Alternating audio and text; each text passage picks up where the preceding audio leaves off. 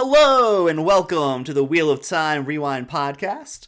I am your host, Dylan Stoll, and I'm joined as always by my friend, Michael Whifford. Heyo! So, we just finished watching episode 4 here, The Dragon Reborn. We're going to get into it, we're going to talk about it. This is probably going to be a little bit of a long one, so we apologize in advance for that. But before we get into that, we're going to go through some formalities here. If you'd like to get in contact with the show, you could send us an email at wheeloftimerewind@gmail.com. Or if you want to talk to us on social media, tag us or anything, DM us, have a question for the show, you can send it to us on Instagram and Twitter. Slide into our right DMs. into our DMs, yeah. At WOT Rewind. And we'll be sure to answer them on there, as well as we'll read them out on here on the show so everyone else can hear as well. Speaking of that, we got our first 5-star review, our first review ever. So I want to say thank you to Claire 213-892-746-291 who says, quite the number. Great show for Wheel of Time, great podcast for everyone who loves Wheel of Time. I've read the books twice and I'm excited to watch the Amazon show. Us as well, Claire. So, thank you, Claire. With that said, we have a question as well provided by my friend Mike here. Go for it. Yeah, so my partner, we were watching episode 4 together. Really liked that episode, and we'll get more into that. But she had a question on the Wheel of Time as we were watching. She was like, wait a second, what is the wheel? Where is the wheel? What happens if someone finds it or it gets broken? And so then I realized, she thinks the wheel is an object, like some magical item. And I could definitely see where she would get that interpretation. And so I just wanted to quickly just talk about how, for the Wheel of Time, it isn't a magical item. It isn't like Excalibur, a sword in the stone, but it's a concept. It's, Dylan, you said something so beautiful earlier. Yeah, I said it was the fabric of the universe. It's basically like, the mystical thing that makes the universe and time itself go round. Mm-hmm. All right, so the next thing we're going to jump into here is actually going to be a couple questions from the AMA that Rafi Judkins did on Reddit a couple days ago. Rafi is the showrunner for Wheel of Time here, and a couple of things I wanted to get out here real quick from that. There's about 6 major takeaways that I had from this. The first question was asked, are we going to get any book swears in the show? And the answer to that was blood and ashes. Give us some time. It's coming, and just wait until you meet Uno.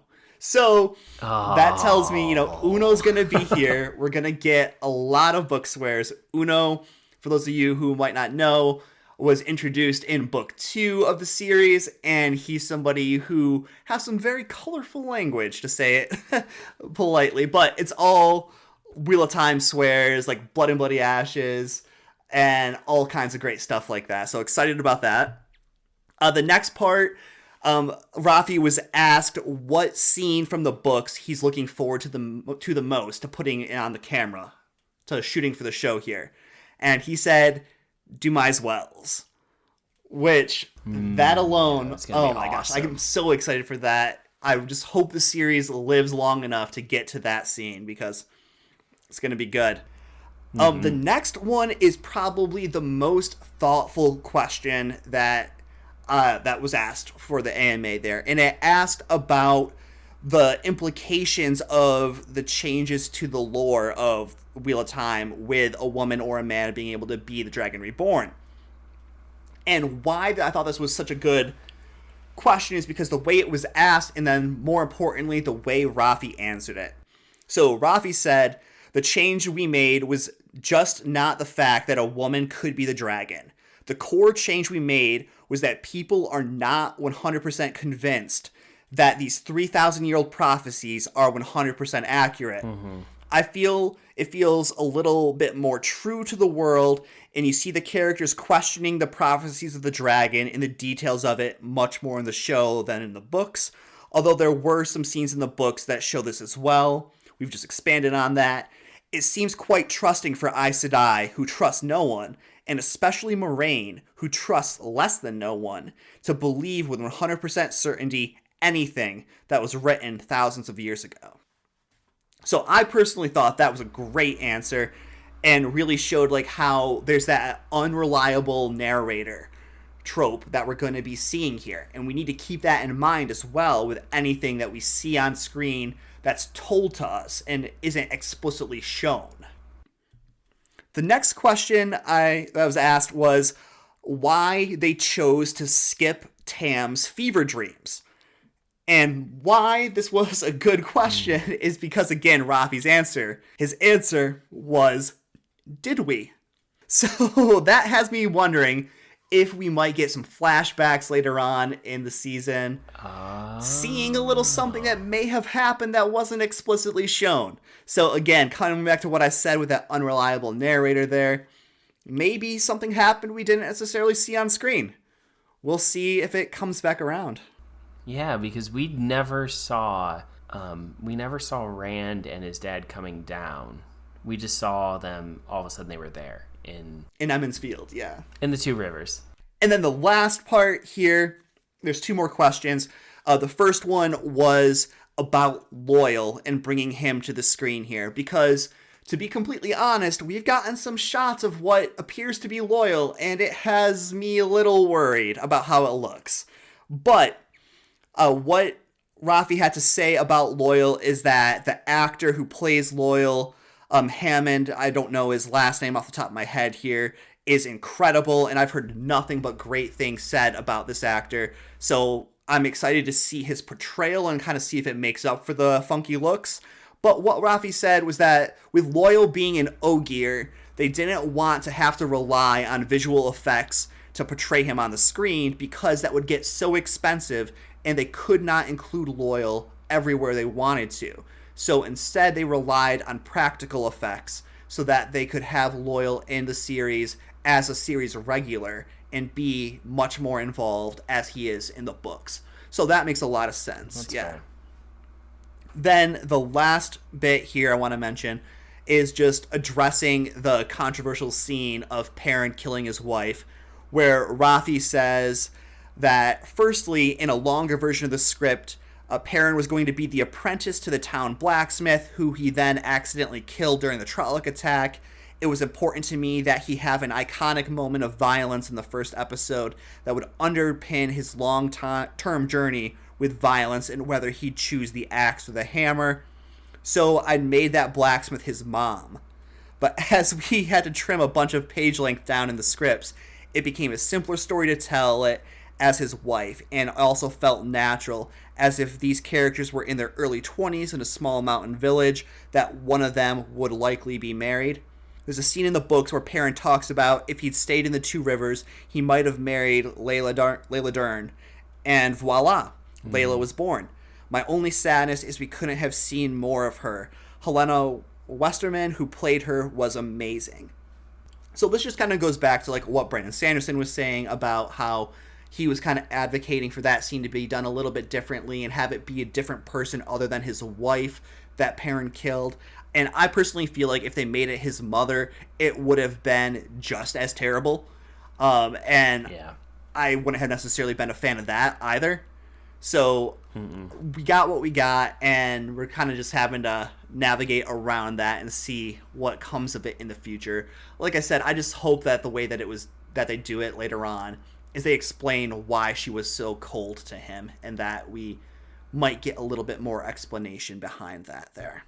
With all of that being said, Mike, do you have any comments on any of that Reddit stuff that I just talked about there? The mention of the flashbacks, I think that's really key because we could definitely see some flashbacks for Perrin and his wife's relationship, and I think that would help us kind of come to terms with that a bit more, and it may shed some light on whether or not she was a dark friend. And that actually leads pretty perfectly into the next thing I just want to mention really quickly before we move into our breakdown of The Dragon Reborn, episode 4 here. And that is just talking again about how Mike and I are avid book fans of The Wheel of Time. What we're going to be doing here on this podcast is we will be breaking down the episodes we see from our lens of what we saw on screen, but also using our knowledge of the books to inform what we talk about, try to make sense of what we're seeing on screen here.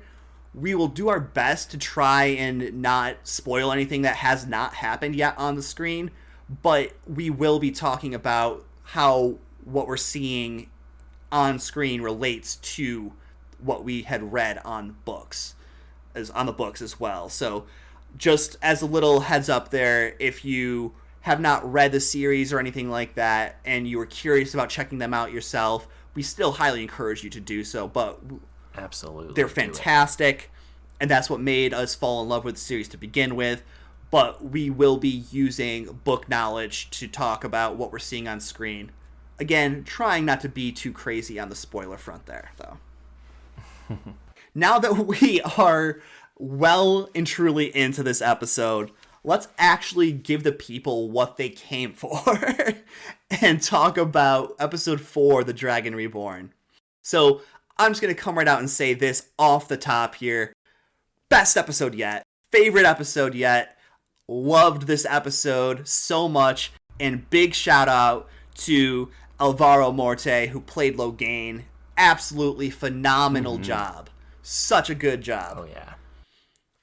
So we come in here, start off the episode with Logain and his army taking on Galen, as they say in the show here. And I was like struggling with the pronunciation because I'm like, it's Gildan, right? I'm glad you said it because I was going to say Gildan. Yeah, but they pronounce it as Galen on the show. So going in here, my initial reaction was that Logain's introduction is awesome. I love how the corruption of the one power for the male Chandler is portrayed. I absolutely loved how Madness was portrayed using Logain here. And I want to talk about that more in just a second here. But I also want to point out that Logain was doing no fancy hand movements to use the power.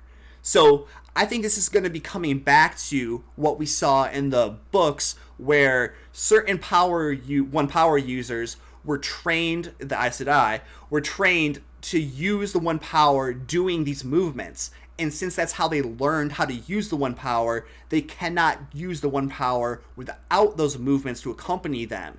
Whereas other Chandlers who may not be Aes Sedai and were never trained in those hand movement things can use the one power by just, looking at you and using the one power and not necessarily going about and doing all these fancy hand signals.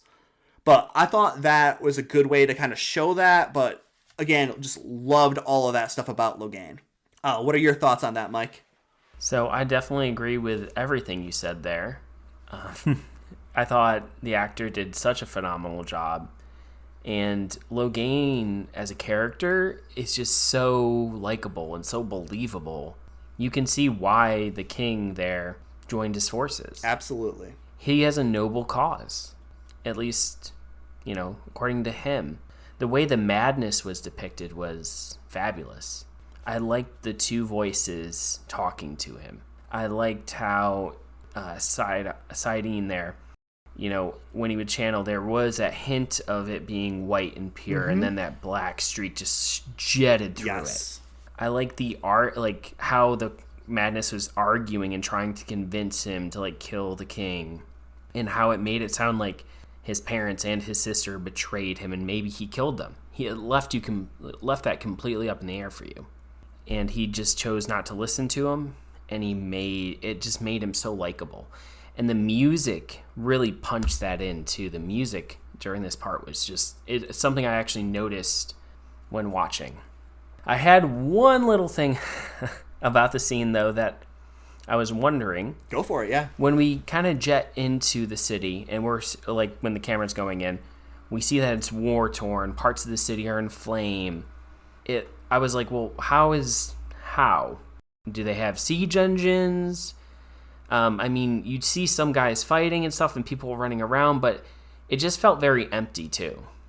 It did, because when Logain's army attacks later in the episode, they just seemed like a rabble of men. It didn't seem like there was anything too fancy going on there. Who knows, maybe they left their siege engines or catapults back at Galen, but I don't know. A few other things I want to mention about that, and I want your opinion on this, Mike, too. I agree 100% what you said about Logain. I love that they showed that Logain is not a bad guy. That Logain, even though he's a male channeler, and everything the show has been showing us so far has been male channeler equals bad. Logain was not an evil person. He genuinely believes he was the Dragon Reborn. And then he spares the king's life, even though the king tried to kill him. And he was just such a moving speech at the beginning there, talking about how the last dragon broke the world, but I plan to bind it. And just won his enemy over to his side. A couple quick things here before we move on from this scene as well.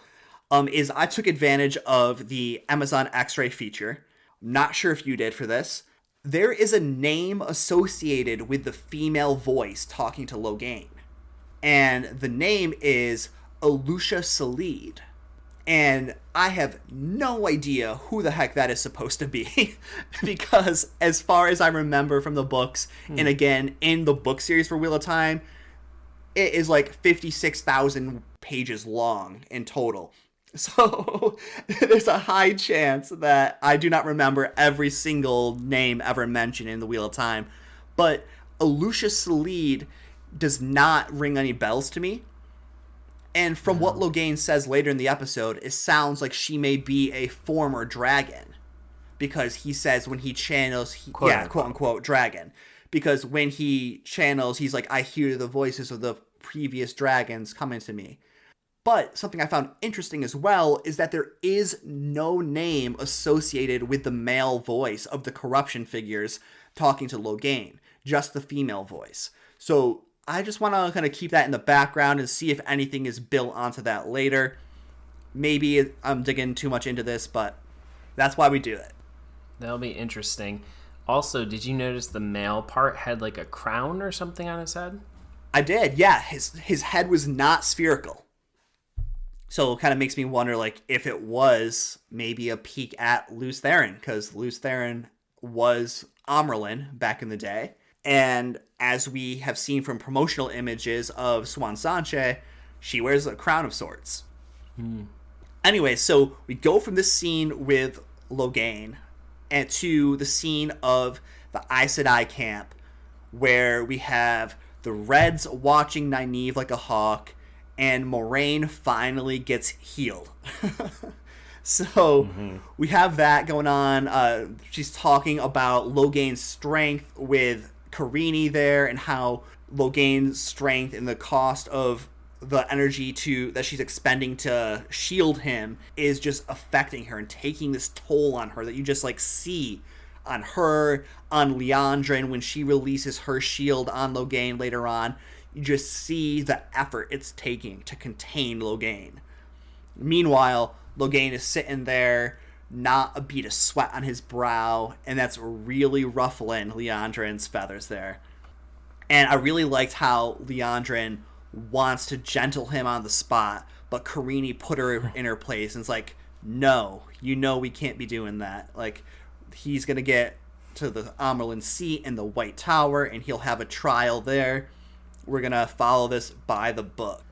But Moiraine is back in action, wanting to see what Logain has, and quickly inserts herself into the shielding core there. So the couple breakdowns I had from this scene here is I got the sense, that the other Aes Sedai might not like Moiraine that much, and like she's kind of portrayed as a little bit of an outsider with the book series there. But that also, it seems like when Steppen is training with Lan, he's kind of like digging at Lan as well, trying to get more information from him too. Yeah. So it seems like everybody wants to know what Moraine's been up to. What are your thoughts on this opening scene where we see Moiraine finally get back out there? Thought there was a ton of Easter eggs for fans of the book within this scene. Nynaeve wearing the green and yellow. Thought that was a great outfit. I like that she stood off to the side. She didn't really want to associate herself at all. And I liked how Carini, which is also a throwback to the books, to an Aes Sedai in the book series. She meets a similar fate there. Yeah. I thought it was really interesting how they talked about power levels. Yes. Having to shield Logain in pairs, and how only 4 of them were strong enough to do so. It was a hint at, the power levels of the Aes Sedai there, which I think plays a big role later on. And I like how the Red's admitting to, well, not coming out and admitting to doing wrong, but Leandrin's basically admitting to doing wrong because saying how they want to, like you said, gentle Logain on the spot. And then Karini says, you're not supposed to do that. And then we already know that they've already done it. Right, and that's talked about later on in the episode as well, that there's rumors the Reds have been gentling men across the countryside. But Leandrin would never dare cross the Amerlin seat, except the Amerlin's not here. So yeah, we'll talk about that in a bit, but yeah, I thought it was a great scene, yeah. I did too. I loved how the shielding looked. Me too. Like when that layer, it was like a layer that just between the person and the source. So the next scene that this jumps to is we get back with Perrin and Egwene with the Tinkers, the Tuathawan. And Perrin, I have written down, Perrin is paranoid because he doesn't like the Tinkers. He doesn't trust them. He thinks there's something wrong about them that he can't quite put his finger on. And I think it comes down to what we hear a little bit later on about the Way of the Leaf and how like that just is kind of clashing with what we've seen with Perrin and a violent nature being like kind of expressed in the first episode, and him trying to come to terms with that, seeing somebody kind of as different from that violent nature as you possibly could be, kind of rubbed him the wrong way a little bit maybe. But I also have written down that I really like the actor that they have playing Aram. I thought he was great, and like he totally knows that they're lying about being from Whitebridge. That he's like, yeah, sure, you're definitely from a Whitebridge merchant caravan. I believe you. Wink, wink. He brings good humor. He does. He just has a good energy that he brings onto the screen as well. Like I said, I do enjoy his actor as well. So the next little bit, we get like a quick glimpse of Matt and Tom and Rand riding through the woods, and Matt's horse is having a difficult time riding in a straight line. Not saying his horse has been drinking, but it's one of those things where what's causing the uneasiness of the horse with Matt here? And this is going to be something we'll touch on a little bit later in this episode. That's referenced later on by Tom as well, but I think it's a little interesting scene because you have Matt going from kind of the pessimistic one to Rand again is pessimistic in this episode about Tom. Yeah. Which I thought was funny. I also like the Matt's mentioning of 5, not 4. Who could be the other person besides, the boys in Egwene? Insta cut to Logain. Yeah, instant cuts to Logain.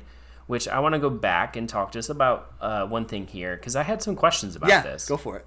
In the scene before with the Aes Sedai, we had Karini and her warder talk about how Leandrin was trying to sway the Aes Sedai, and he felt that more people were going over to her side of thinking about just gentling Logain. And I was like, wait, who is Leandrin trying to persuade? There's 8 Aes Sedai that we see outside of Moraine, 4 red and 4 green. Mm-hmm. Like, yes, the 4 red are probably all on her side, but yeah. What about, why would the green go over to her side? That's a very good question, yeah.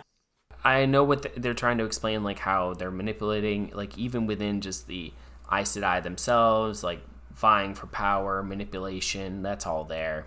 And we get more of this in the coming scenes, but for me it was just a touch confusing. I was like, who are you trying to convince? I was hoping there would have been a more representation there of blue and yellow and white and gray and even brown.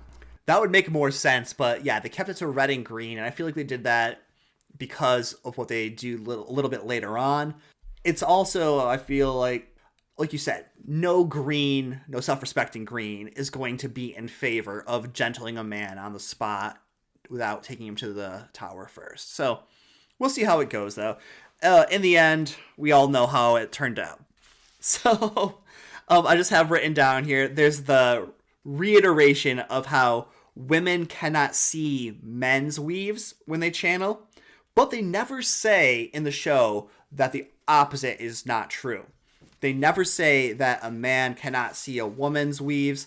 However, we as book readers know that is also the case, despite some questionable things happening later on, too. But I have written down here that, like, Alana seems like she's a bunch of fun, where she's like, oh no, I could never be blue. One warder would never do. And I'm just like, that's hilarious because of what we get later on. But we also get an explanation in this episode about the red Aja, the green Aja, and even a condensed and derogatory reference of the blue Aja too. Where, like, the blue Aja are referred to as, like, a bunch of little spies who think they're more important than they are from Liandrin. Whereas, here we see, like, the green is the battle Aja. Like, never thought she'd have to fight in the last battle, but here we go. And then the reds are responsible for basically policing the power, making sure that no one is misusing the one power, whether that be male channelers who they view all men who can channel as misusing the power, as we saw Leandra call it a filthy thing in the beginning of the season here, but also, as Leandrin's quick to point out, and a little bit later, other Aes Sedai they feel like overstep as well. We do also get Moraine talking about how there have been male and female false dragons who've done it for power or for personal gain. So I thought that was a little interesting as well, and I wonder if we'll get to see some examples of other false dragons that have come before Logain. And I really like Alana's question here as well, about what would happen if they find the dragon reborn, but the Reds have already gentled him before the last battle. And I was like, oh man, that would not be good. Because I feel like that would lead to, I win again, lose Theron. So go ahead, Mike. You can talk about Alana and this scene here. I felt she was so personable. I liked the banter back and forth with Moraine. It lets you know that Alana did know Moraine back when they were novices, and sort of builds this little relationship, as well as the digging for information even from each other. And I just felt like Alana was really genuine at her, so her actress did a fantastic job. Yeah, no, I really liked her as well. I thought she did a good job, and I'm looking forward to seeing more of Alana throughout the season. So we'll see how much of her we actually get. But then we get a scene that I never thought I would actually see. And that's Liandrin being nice to Nynaeve. I was like, what's going on here? So in the books, Nynaeve is kind of called a classic. Yeah, it's called a wilder by a lot of Aes Sedai, and it's just kind of like the term for people that learn to channel without the White Tower guiding them. And Liandrin holds all wilders in contempt, but especially Nynaeve, because of how powerful Nynaeve is. And we see an example of Nynaeve's power at the end of this episode. But, so to see Liandrin being nice to Nynaeve and being like, oh, any woman is welcome by our fire, I'm like, oh my gosh, Liandrin, like, never thought I'd see that. But they seem to bond over not liking Moraine. And you even see Liandrin smile when Nynaeve asks her about Moraine, being like, okay, I can turn her against her already. What did you think of this scene, Mike? I like how it ended, where Nynaeve basically, once Lan comes over and Leandrin's like, okay, peace. Yeah. Nynaeve was like, that woman's a snake. Right. I was like, yes. Yeah, seeing right through her. Yeah, that was great. Yeah, that was pretty much my only takeaway from that scene. You touched on everything else. So the next scene is a very quick one where we cut to Matt and Rand and Tom, and we see them being like, okay, so let's sleep in this random person's barn here. We have to wait till after dark, though, because we don't want them to find out. And then they get ambushed by this dude. And you just see Matt getting more and more jumpy, ready to commit violence. Like, you see his hand go back to the dagger. You see Tom trying to kind of swagger and lie his way out of it. And then I have written down, like, Rand is, like, the diffuser, the voice of reason in this part, where he's like, hold up. Wait, we were lying to you. Here's the truth. Have mercy on us. And took the words right out of yeah, I thought it was a really good example of Rand just, like, identifying the situation and just being the person who does step up. And just, like, I thought it was a nice little scene there. And, like, we see this in the books a lot as well, where, like, Matt and Rand will kind of, like, sleep in barns while they're traveling, and they'll, like, offer to help out with manual labor in exchange for sleeping at the barn and everything here. We jump right back into the Aes Sedai camp here, and we get, like, our first little spat in this episode of Lan and Nynaeve, where Lan's, like, countering Leandra's offer of going to her fire. He's like, you're welcome at our fire too, as long as you don't push anyone into it. And just like the banter. Yeah, I love the little tongue-in-cheek going on there, and I thought that was really cool. And there's other scenes in this episode with Nynaeve and Lan that are just so good, that I really like, and looking forward to talking about those. So we get into the Tinkers and Perrin and Egwene again, and a more thorough explanation of the Way of the Leaf, which is, the non-violent kind of religion, kind of just lifestyle that the Tuatha follow, where they just kind of, the leaf falls wherever the wind will blow it. Like, it does not try to resist the wind when it goes after it or anything like that. And just, like, they kind of look at it like, what will happen. We're not going to, like, soil ourselves by being violent. And I thought, it was a good explanation the way they explained it in the show here, and I thought that was really well done. And again, just want to mention this, and I'll probably mention this in every episode, but just the beautiful scenery that we have with, like, the sunset with the Tuatha and everything there. I thought that was, again, just a nice explanation to kind of say what the Tuatha are all about with the Way of the Leaf, and then just fading out with good scenery shots. It was beautiful. I had one issue with that explanation for the Way of the Leaf, and I was wondering what you thought. I wish they had said that the violence does more damage to the user. They kind of said it in, like, a roundabout way, but I wish they'd come out and said, when you, like they do in the books, like, that violence does more damage, like, psychologically to the person who does it than to, like, the item. Yeah, I mean, they do a good job about that in the books, but again, like, for a TV show adaptation that we're seeing here, I thought they could have done it a little bit better, like you said, but I thought it was okay. I thought it was a good explanation for, like, everybody to get on board with it. The one line from this scene that I do think is funny is, like, how she kind of, how Isla is like, oh, well, since you picked up your axe, has your life been better or worse? And you just, like, that hits home for Perrin, and Perrin is just like, oh, you got me.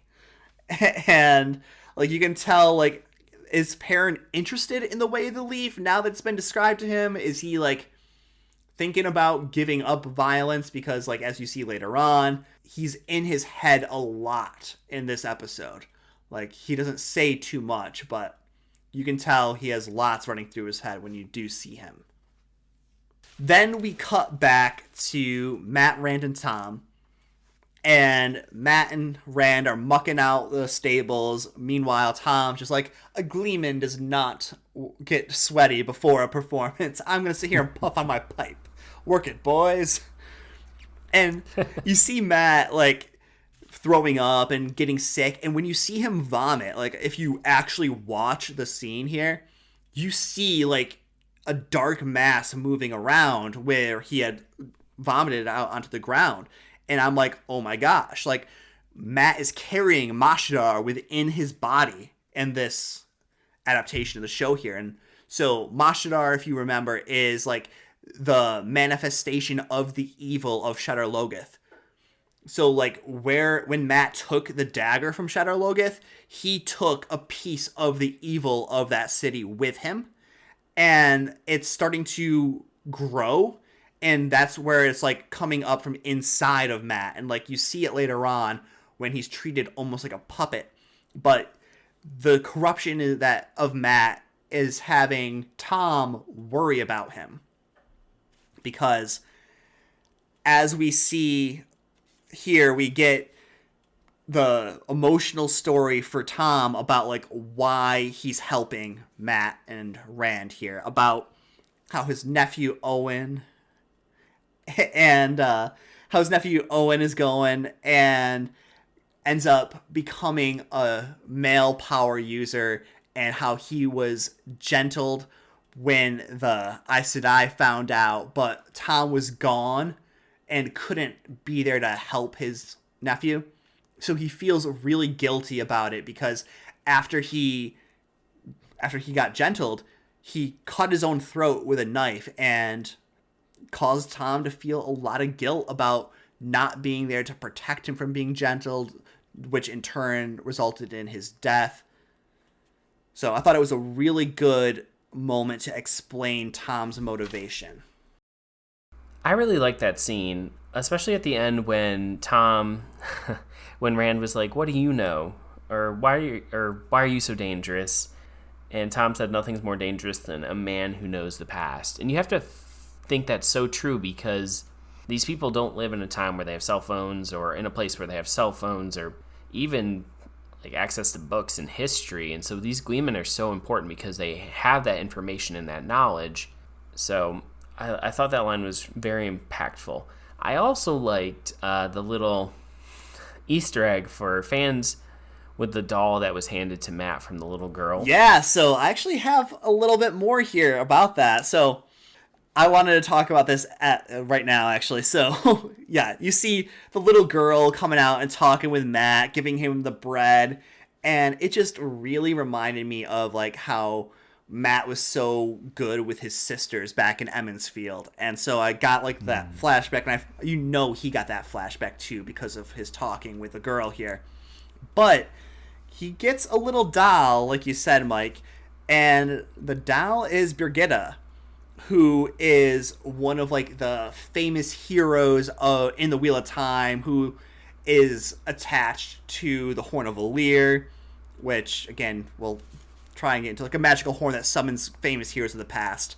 And so Birgitta is like a famous archer who like never missed her shot and everything like that. And there was so much going on in that scene as far as Easter eggs, where the little girl was like, "Birgitta protects me while I'm sleeping, and Brigitta's always wanted to see the world."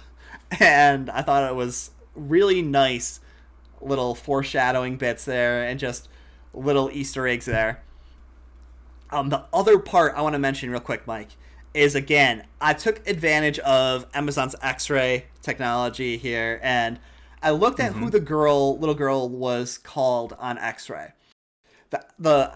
She's named Helga Grinwell. Oh, but if you look at the subtitle, because I'm watching this all with subtitles on now, and I highly encourage you to do this as well. If you watch it with subtitles, the name of the little girl is Els. So like Els Grinwell, like the girl from the books, who. Oh man. Yeah, so she won't be running off to try to join the Aes Sedai in this adaptation. Alas.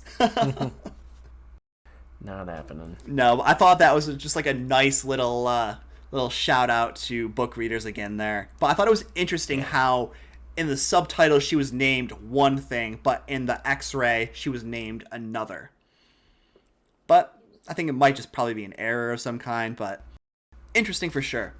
But yeah, like you said, that last line Tom leaves us with, where he's like, "We call ourselves Gleeman because a silly name makes us less frightening. Nothing is more dangerous than a man who knows the past." I was like, preach. That's such a good like line to just leave it there and just leave it hanging. But then we get back to the Aes Sedai camp, where the warders are surprisingly fun. Yeah, this scene is great. But like Steppen gives us a brief definition of the Aes Sedai, where he's like, "Oh, Aes Sedai means servant of all in the old tongue," which we touched on that a little bit with our World of Robert Jordan episode, where I talked about how this was talked about there as well. But and Nynaeve's like, well, if they're the servants of all, what does that make you? And Lan's like, proud. And then Alana's two warders are like, tired. Mostly tired. And then Alana walks by, gives them the eye, and they're like, yeah, we're tired. We're definitely going to sleep. Wink, wink. And so they get off and run with Alana. Thruple. And Nynaeve's like, they're not all three of them? No. Meanwhile, Stepan's just laughing at her. Yeah. But I gotta tell you, man, the very next scene had me really worried because Alana's getting freaky with both of her warders there. And then when Lan's like, you know what? I'm tired too. And he walks off to Moraine's tent. I'm just like, oh my god, please do not have Moraine and Lan get together. And I was like, don't have that happen. And I was so worried they were actually going to do it. Especially when Moraine's like reaching over, grabbing Lan's hand. And I'm just like, no. And he's like, I shouldn't have drank. You get emotional when I drink. And I'm like, don't do it. But thankfully, they did not. I don't think we're going to see them do that. I don't either. They're doing a really good job because it's leaving the impression to Nynaeve and a little bit to the audience at least, but I think more to Nynaeve that there is some kind of relationship there deeper than just Warder and Aes Sedai, and so it'll make it more impactful later on. Agreed. Like, so do you want to just like mention how they explain that Warder's bond really quick as well? They in the show? Yeah, the show. Or in the books? In the show. Well, in the show, they don't really explain it too much. I mean, there's little hints of it throughout. Like, when Lan feels something... Oh, no, man. When Moraine feels something, the other person will feel it. I was more so talking about how Stepan explained it. How, like, it's more than a husband and wife. It's more than a mom and a child. It's more... Like, it's more. Like, the bond that a Warder and her Aes Sedai has is so close that it's beyond any other type of traditional relationship that exists. That was more so what I was talking about. I think that's a fine explanation for it. I don't really think we have to dig too much into that. But I will say, it was interesting because when Lan comes in to talk with Moraine, he's talking about the Dragon Reborn with her as an equal, it seems like. He's like as invested in this search as she is. And so he's like, is Logain as strong as Egwene?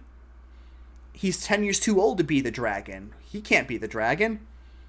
And I just thought it was very interesting because that kind of gives you an insight into Moraine's mind, where at this point in the show, I think she thinks that Egwene is the Dragon Reborn.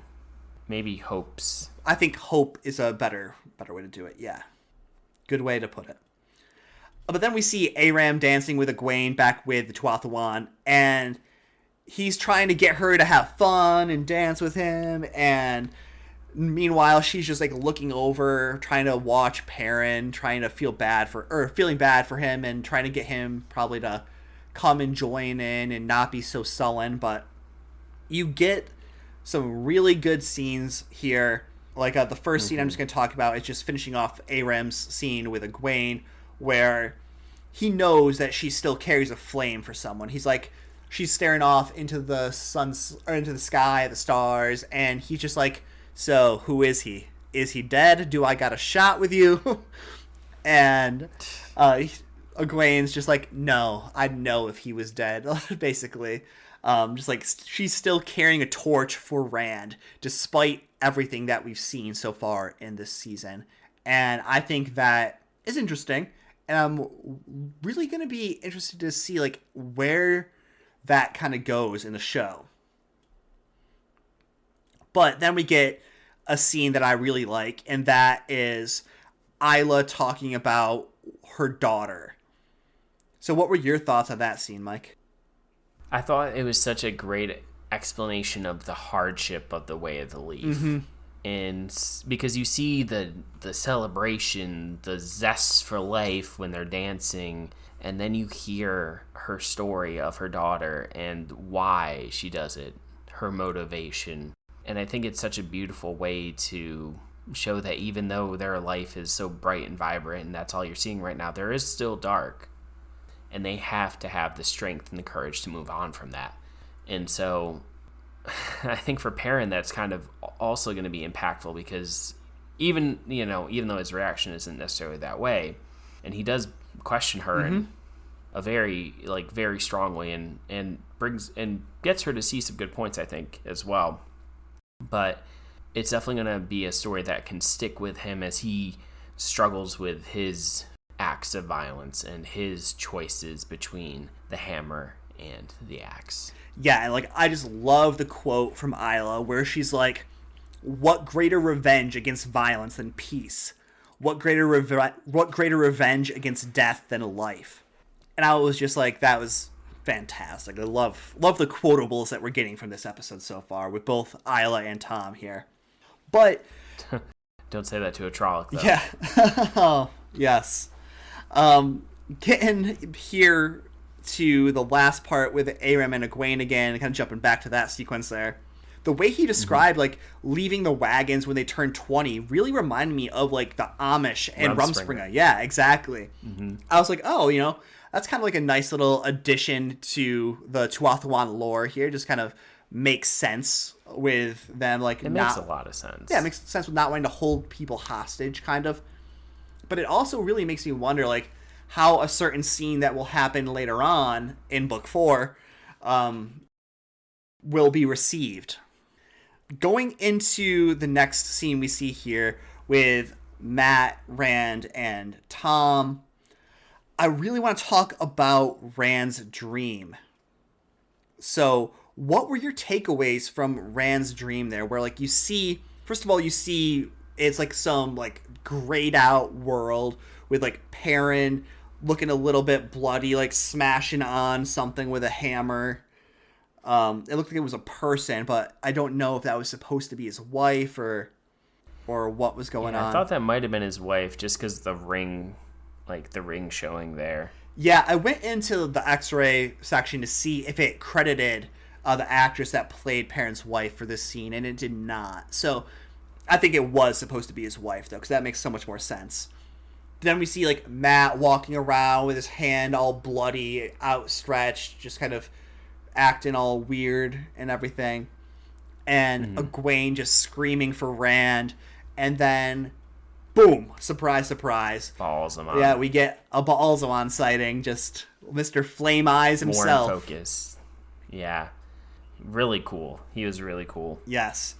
I like the dreams. I like that this was a dream, and I liked the effect. Like you said, the grayed out world. I thought that was really cool. And I'm hoping that when we do get introduced to the dream world, it is kind of like that sort of fuzzed out, because that is how it's described in the book, the fuzzed out world. Yeah. I think there's a good chance it is.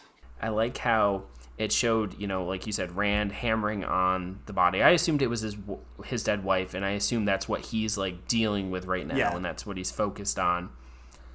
Matt's in this weird state where he's not even quite sure where he is in that exact moment. He's not quite himself, yeah. Yeah. And then you have Egwene who's worried about Rand, and Rand's worried about her, and Balzamon's like, "You want her? Oh, too bad. She's already mine." Yes, yeah.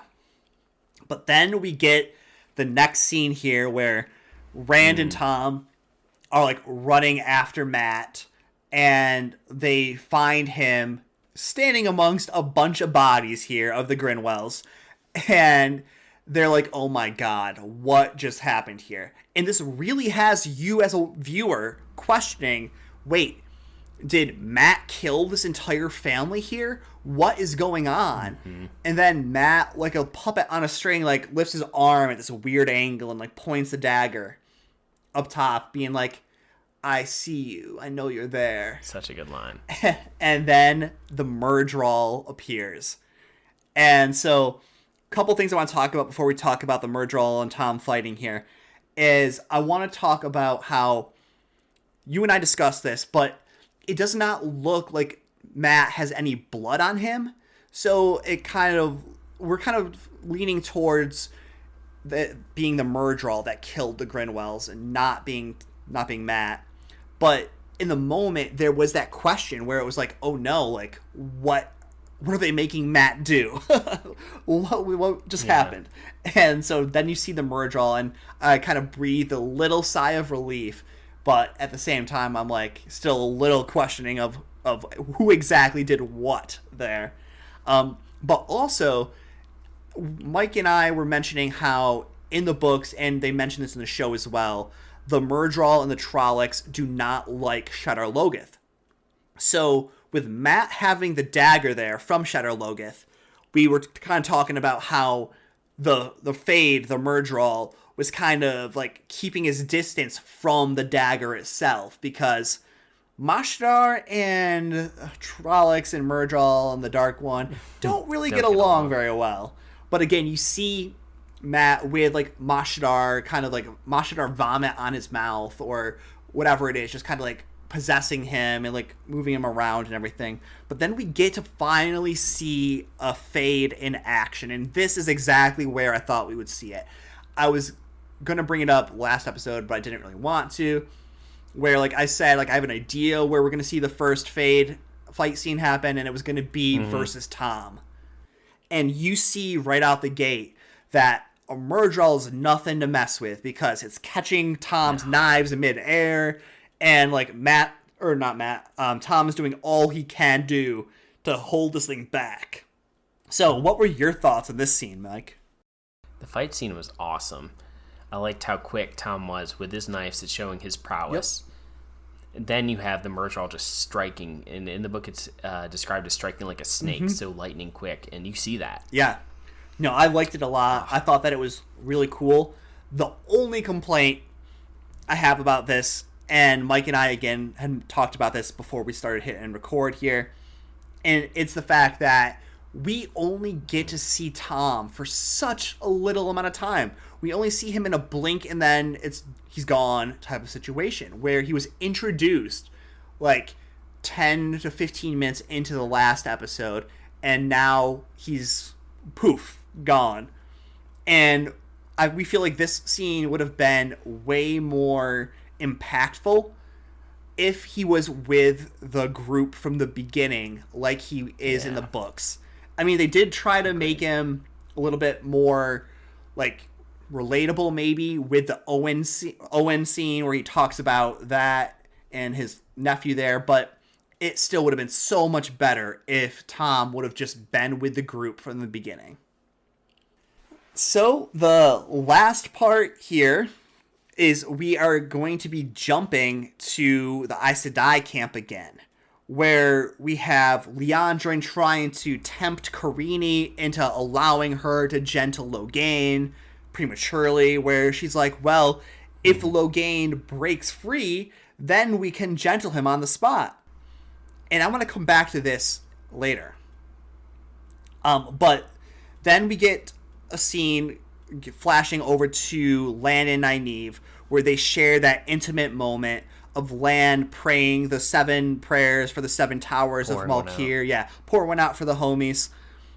And then Nynaeve says like her saying in the old tongue, and I think this scene right here is where Lan officially wins Nynaeve over. And like this is where like she starts to actually have feelings for him, because like you see her smiling after he explains what the old tongue saying means, and how like she's starting to kind of put down her guard against him, like not being so like rigid and snappy to all of his questions. And I feel like this is where we see that relationship really start to come in on her end there. Nynaeve is doing her best Matt impression, is what I wrote down, where she's like, what, the old tongue? I don't know anything about that. I think I heard it once. And I thought that was funny. But before that scene can get any more endearing, we get Logain's army attacking and Logain breaking free.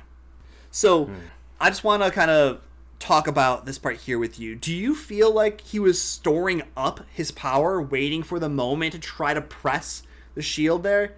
And that's why like he wasn't like trying anything earlier on? Or what are your thoughts on Logain breaking free?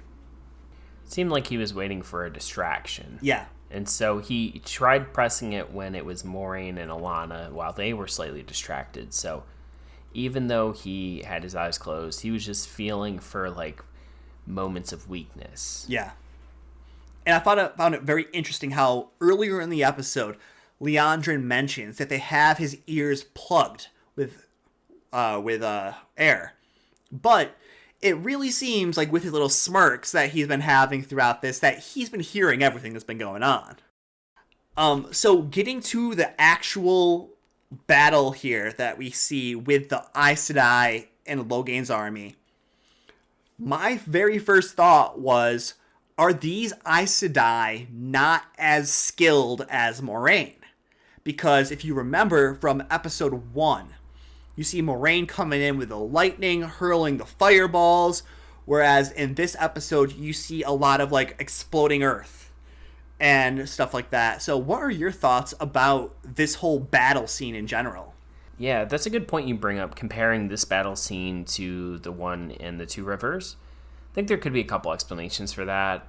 The one before with Moraine had a lot of special effects with the fireballs and the lightning, whereas the exploding earth is, I think, a lot more feasible because it's not CGI anything. It's literally practical just put effects, something in the ground and make it.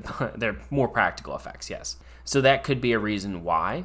Also, too, like you brought up, we do know that most of those Aes Sedai with them, outside of Alana, are weaker than Moraine. So maybe they can't, or maybe they're not as proficient. So those are some things there. I think overall the scene's really cool. It shows the importance of the warders protecting the Aes Sedai's backs. Definitely. I thought this scene did a very good job of saying exactly why Aes Sedai need a warder. Mm-hmm. And also why Aes Sedai travel in pairs. Because you see the Red Sister get shot with some arrows and the green Aes Sedai go over and heal her while that's happening there. So like you said, I think the different power levels might have been on display, and I think that was done probably purposefully, and I think budgetary reasons as well is why it wasn't as flashy necessarily. But you see Moraine coming in and confronting Logain, and she's like, tell me why I should believe you're the Dragon Reborn. And Logain's response is, I hear voices in my head. And she's like, you're crazy. I'm putting you in the ground. So I like how his argument, again, for like why he's the Dragon Reborn, was like to emphasize his madness. And I love how Moraine's like, what I want is for you to realize that those voices, that's madness, and it's creeping into you already. And you're going to be a candle next to the burning sun that is the real Dragon Reborn. And I was like, okay, so Moraine and Logain are about to throw down here, Channeler versus Channeler.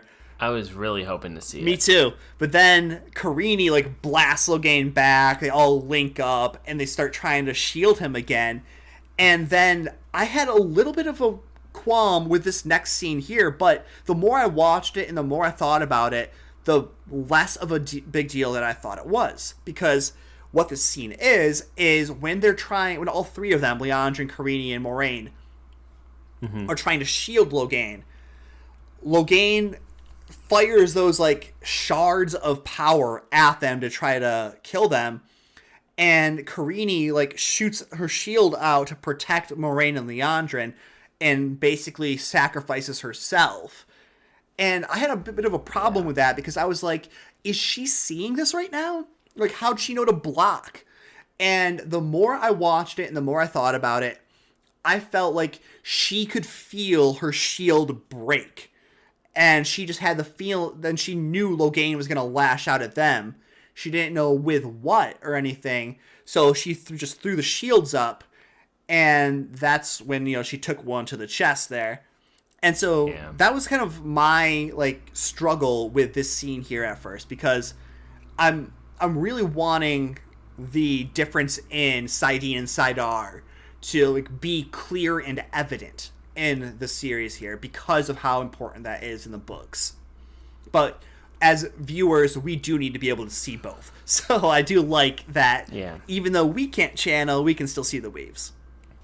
And as soon as Karini goes down, it flashes to step in her warder, and you can tell like he just wants blood, and his bloodlust foolishly almost kills everybody because he comes in, jumping in, trying to kill Logain with his axes while they're shielding him again.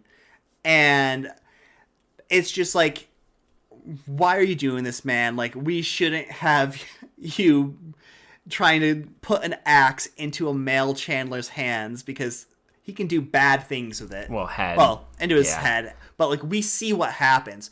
Like, Logain grabs the axe with the one power underneath the shield and then uses the power to fling pieces of the axe everywhere, like, attacking everybody and severely injuring people. And before we get into the scene, I just want to talk about this part here where Moiraine and Liandrin are shielding Logain, and Moraine's like, careful, Liandrin, don't burn yourself out. And this is the first reference we've had of that using too much of the one power can hurt you. And so I really liked that this was a reference to that. But also, what a change for Liandrin. Like, I have it in here, is Liandrin being likable? Like, she's willing to burn herself out to get revenge for Karini against Logain? Like, this is not the selfish and shrewd woman that we have from the books. So I kind of like this change for Liandrin a little bit. Mm-hmm. But then when Logain flings the pieces of the axe everywhere, he made one mistake, and that was hitting Lan. Because I feel like if he did not cut Lan's throat with the explosion of the axe there, that Nynaeve would not have been able to channel and save everybody. But he did. He cut Logain's throat with it, or he cut Lan's throat with it, and Nynaeve is like, Super Saiyan! and goes out and heals everybody. Like, has a mass heal effect spell, basically. And this part here I have written down as Nynaeve Unleashed.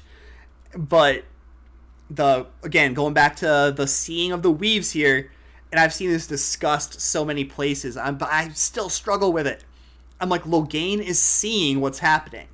But what are your thoughts on this scene, Mike? So I did think it was really interesting that Logain could see the impact there. There was a couple other things in that scene that I had some issues with. One, I guess they were trying to shield Logain when he got those pieces of the axe and flung it out. And it almost looked to me like he was shielded, and if he was, then it should have cut him off from the source. So that part I was a little skeptical of. Just like before you said, when I initially watched the battle the first time, when Karini threw that shield up in front of Moiraine and Liandrin, I was like, so she knew it was coming, like she saw it, but it makes sense that it could just be like like she knew something was probably coming to get them since they were trying to shield him, and her shield had broken. But the ending there with Nynaeve healing everyone, thought was cool, and I really like that it showed again the power difference. Yeah. Between like Nynaeve and even the other Aes Sedai. And for Logain to be able to see that, I think they're just trying to show like that's just how powerful she is, and to also connect back to you will be but a candle to the sun that is the dragon. Yeah. So the other thing I want to mention is like what I've seen online, and like one of the writers from the show has responded to this criticism of Logain seeing Nynaeve's weaves on Twitter.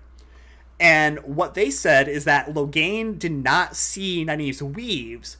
What he saw was the effect of those weaves. Like, he saw, like, with Nynaeve being unfamiliar with the one power, he saw the light that was created from this weave that Nynaeve formed.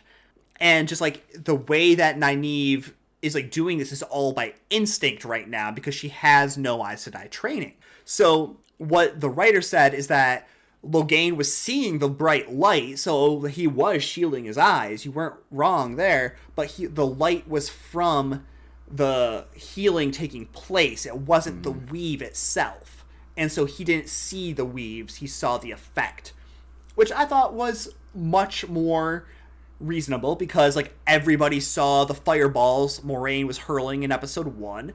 Like you didn't need to be a female channeler to see those.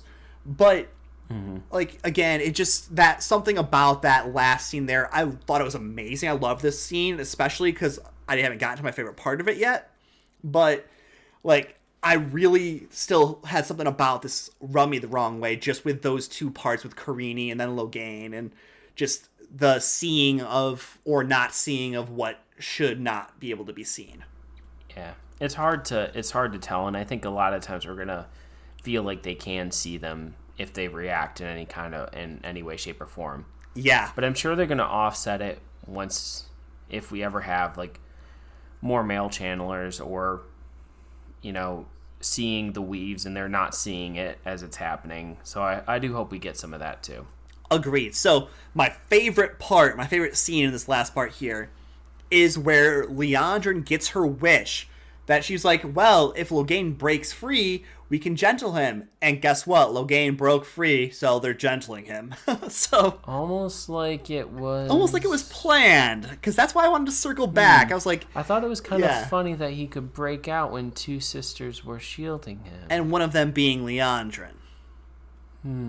So that kind of has me a little curious there as to if she purposefully dropped her shield, and that's where Logain's like, what?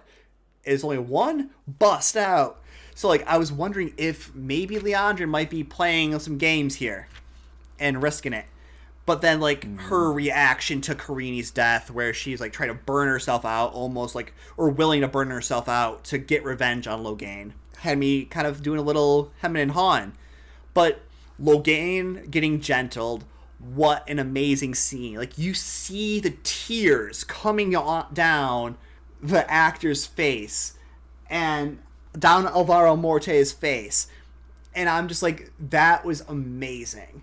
And you could just see it like being ripped out of his chest there, and it just looks really so cool. Stinking good. And afterwards, Logain's just on the ground weeping because he knows he can no longer touch the one power.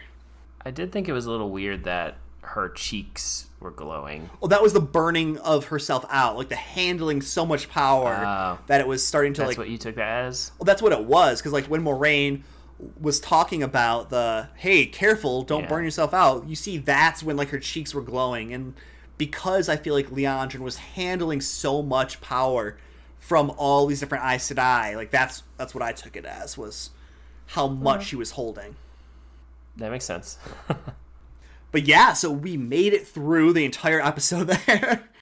Definitely my favorite episode as well. It was definitely my favorite, and I thought it was so good, and I was like so much better than the first three. Want to do a quick theory for the next episode and then get on out? Yeah, let's do it, man. Let's do it. We're pushing a little long, but it's okay. I know. We're doing it.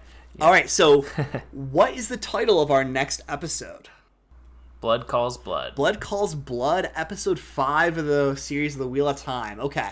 What are your predictions for this one? So I think we're going to have somebody attacking the Tuatha. I think you've had too much peace with Egwene and Perrin for right now. Either that or they just decide to separate. I'm not quite sure, but I definitely think something's going to happen with them next episode. I also think you're going to have Matt and Rand have some conversation, and Matt may come out to Rand about the dagger, and they may talk about that and some of the things that Matt's dealing with right now. I also think that they are going to make it to, or just at least maybe end the next episode making it to Whitebridge, and I do think that is where all parties are going to meet, because it just seems like too good of a place. Okay, so I agree with you 100% about the Tuatha getting attacked. I have a sneaking suspicion about who it's going to be, but I'm not going to say it. But also, I do agree with you that Matt is definitely going to show Rand the dagger. They're going to have some real conversations here. And I actually am going to disagree with you about Whitebridge, because I don't think we're going to get Whitebridge. I think what's going to happen is going to go to Tarvalin. And so do you think they're just going to fit in a field or kind of meet? I think they're all going to meet in Tarvalin. I think that Rand and Matt will get there first. And I think that in Tarvalin is where we're going to meet Loyal.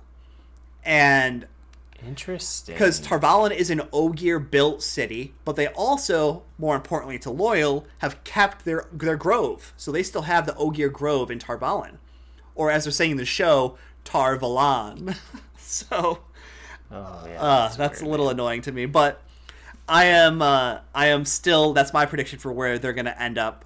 I also think that now that Logain is gentled, now that his army has been disbanded by Alana and her warders and other Aes Sedai too, that party's going to move much faster.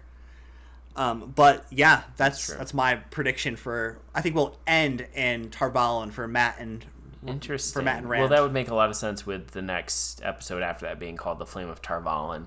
Huh. I hadn't really thought of that as a possibility, but you saying it, that makes, unfortunately, too much sense. Well, I'm a thinking lot of people are not going to be happy with that, probably. I'm thinking that Egwene told Aram that her and Perrin were from Whitebridge. They were going to Tarvalon. And but they're headed towards Tarvalin as well. I'm going to keep calling it Tarvalin. I'm not calling it Tarvalon. Yeah, I know. Tarvalin. Yeah, you saying that makes too much sense. I guess you're right. I mean, I don't know if I'm right. We'll find out on Friday. Well, I think you're right though that it won't be Whitebridge, because they've been making too much mention to Whitebridge. Yeah. And as like just a place that they've been or they're from, and you're right, they're not heading in that direction necessarily. So yeah, I mean, Amazon has an interactive map if you go to it on your phone, or if you go to it on... I have to download it to my phone, apparently. Yes, it's Prime Video is the app, and you can kind of see on the interactive map where different things are, and that's helping inform my speculation that it's going to be Tarvalin. Okay. Oh, we did find out the name for the last episode as well. Ooh, what is that? The Eye of the World. I figured it was going to be that. I did. So that has me excited.